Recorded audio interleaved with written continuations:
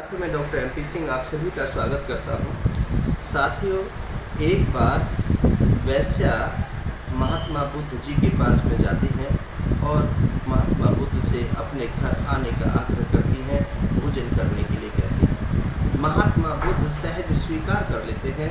जैसे ही महात्मा बुद्ध उस वैश्या के घर आते हैं तो लोग अनेकों प्रकार की चर्चा करते हैं कि देखो, महात्मा बुद्ध एक वैश्या के घर आए हैं, इनका चरित्र भी ठीक नहीं है।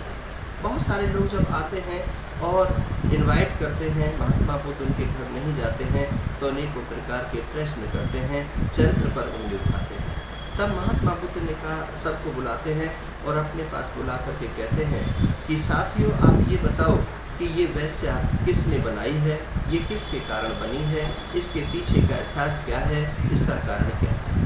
जब महात्मा बुद्ध उन सबसे पूछते हैं तो किसी के पास कोई जवाब नहीं होता है। तो महात्मा बुद्ध उनको समझाते हैं कि यदि इसको धन की कमी न होती, इसका पति इसका साथ देता, इसके बच्चे इसका साथ देते, तो शायद हो सकता है कि ये इस दलदल में नहीं जाती, इस प्रोफेशन में नहीं जाती। इस प्रोफेशन में भेजने के लिए आप सब ही उत्तरदायी हैं। आपकी वजह से ही कोई भी बहन बेटी है वो कोठे पर जाती है या वैश्यावृत्ति करती है या कॉल गर्ल बनती है।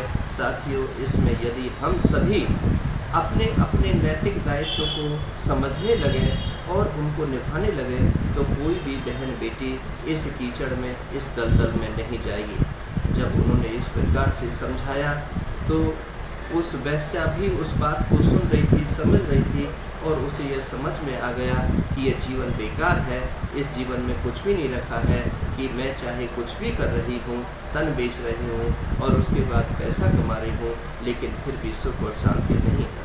महात्मा बुद्ध ने उसको अपने आश्रम में लिया और उसको मेडिटेशन सिखाया, योग करना सिखाया, ध्यान करना सिखाया, भगवान की भक्ति करनी सिखाई।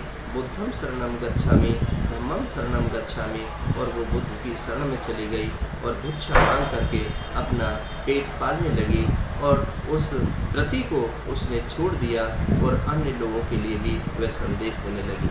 साथियों, जब कोई समझना चाहता है, जब कोई सुधरना चाहता है तो हम नहीं सुधरने देते हैं।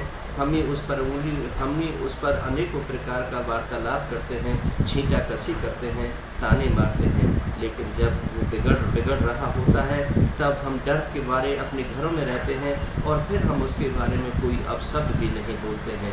साथियों, इसीलिए लोगों